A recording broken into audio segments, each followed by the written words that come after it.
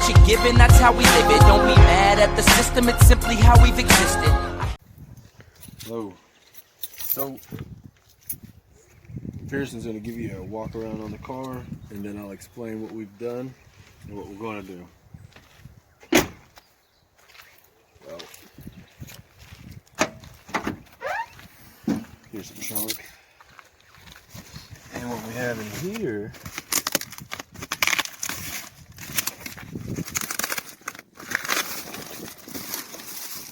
is, oh shit, these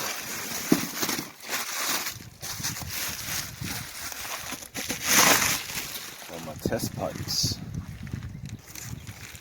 Ricola.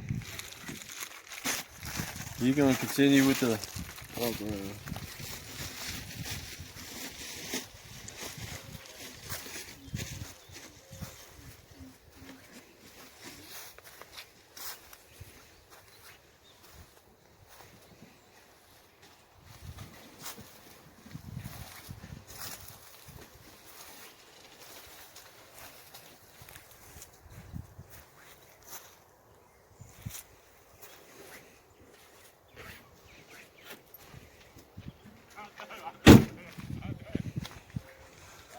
Okay, so he gave you the walk around. We got the wheels on it, 1-inch spacers. Here's the inside. You've seen the test pipes. You gotta show the seat, man. You gotta show the seat. All right, and back here, we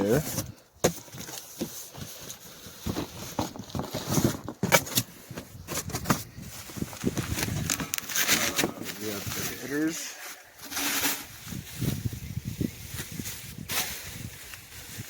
And all the little goodies to go with it.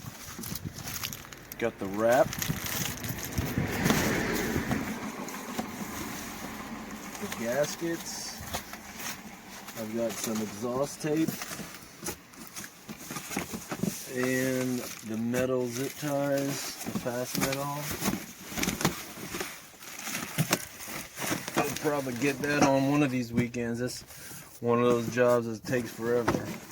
So you can see I'm not in no rush to get that started. All right, get a close up on that. Can you see it? All right, so coming closer. All right, so we already installed this, and what we ended up doing is I numbered all the OEM bolts that was on it, and then we replaced it, and I numbered all of these. That way, when we tighten down the bolts, we can go into sequence, and I didn't have to keep referring to like the diagram. I would suggest doing that. Makes it a whole lot easier. These, all of them originally get 40 inch-pounds. Then you leave these alone, and then you go to all the outer ones. That's 80, and then 100. And I just made sure mine, number 15, was stripped, I guess, from the previous owner. So all I did, if you run into something like that, I used one of the OEM bolts, and I put a nut on the bottom, then torqued it down the spec. No problem with that. After that, I sprayed starter fluid all around the edge to make sure, see if I had any leaks. No leaks, no lights on. So my son and I did an excellent job on that. Check the catch can, it is catching the vapors.